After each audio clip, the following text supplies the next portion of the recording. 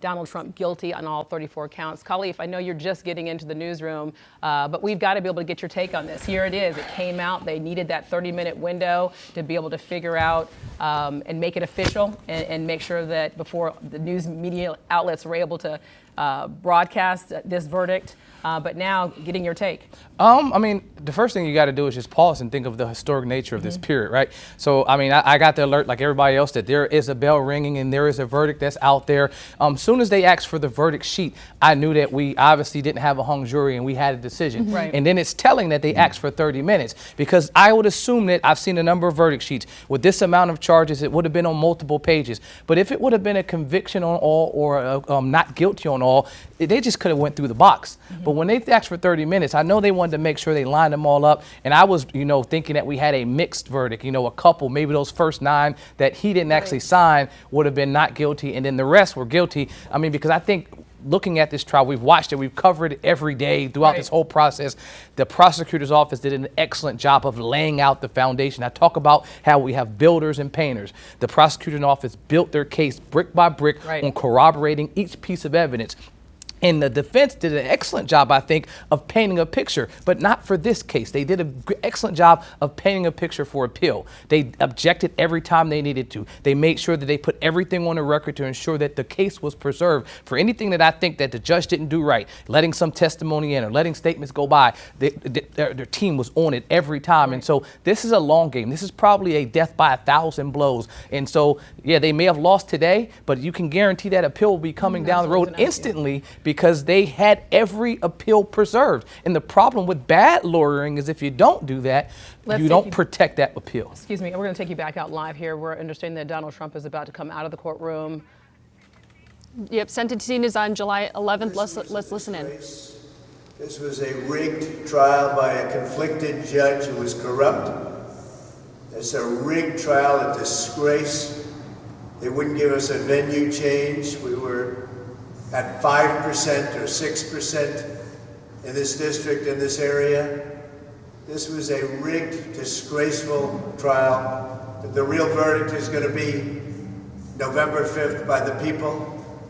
And they know what happened here, and everybody knows what happened here. You have a Soros-backed DA, and the whole thing. We didn't do a thing wrong. I'm a very innocent man, and it's okay. I'm fighting for our country. I'm fighting for our Constitution. Our whole country is being rigged right now. This was done by the Biden administration in order to wound or hurt an opponent, a political opponent. And I think it's just a disgrace. And we'll keep fighting. We'll fight till the end and we'll win, because our country's gone to hell. We don't have the same country anymore. We have a divided mess. We're a nation in decline, serious decline. Millions and millions of people pouring into our country right now from prisons and from mental institutions, terrorists, and they're taking over our country. We have a country that's in big trouble. But this was a rigged decision right from day one with a conflicted judge who should have never been allowed to try this case, never. And we will fight for our Constitution. This is long from over. Thank you very much. Why should voters vote for a convicted felon? Okay, so you just heard that brief statement by the former president after those guilty verdicts came down. He reiterated what he's been saying before and during this trial, that it is a rigged trial. This was a rigged decision by a corrupt judge. He says this case shouldn't have even been brought.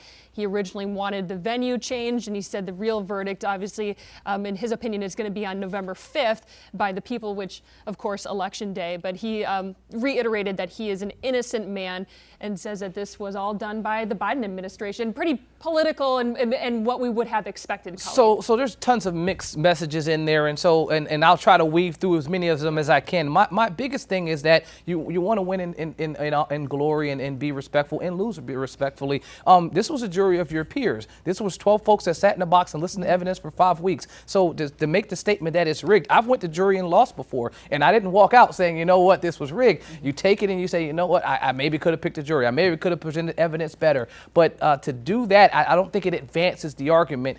From the very beginning, they thought the venue was an issue. And so they will challenge that when they appeal. Let your attorney do that process through the appeal process. So we do understand that he's attempting to make it political, because when he talks about we, he's not just talking about himself and his legal team. He's talking about his supporters. When he talks about the real day of judgment, it's not talking about today where he actually faced judgment in the courtroom. He's talking about election day. And so the merger, I was anticipating that. I expected that. Right. You saw the Democrats attempting yesterday to have surrogates out there actually speaking against them as well. So you see everyone jockeying for position. But we do have to remember, if we're going to have trust in the legal system, we have to have trust in it when decisions go the same way we think they're going to go, or when they go a different way. And I always talk to my clients about that. When the jury reads the verdict, make sure you don't have any crazy reaction. Take that reaction and then we'll save it for appeal. Because if you don't, it doesn't help. It doesn't advance. I understand he's a unique person because he is running this is his game, for president. right? He's been doing it for 5 weeks. He's been having these little press conferences in the hallway. Years, right. But I can tell you this, if you look to the folks beside him,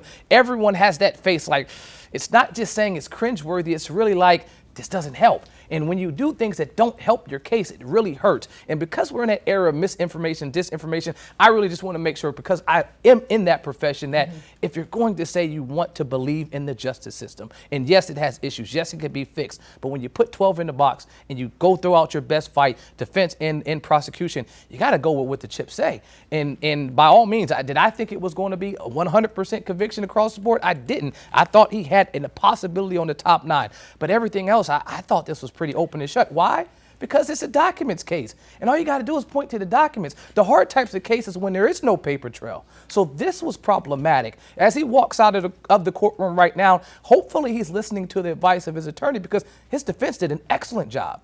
They did an amazing job. I mean, you're talking about Super Bowl level, NBA Finals level of both defense and prosecutor. This is on the highest level. I just wish that we could have been there to see it, been there to hear it, because what we're doing now is just getting typed messages. But if you're looking at the process, they've been doing a phenomenal job across the board. So I want to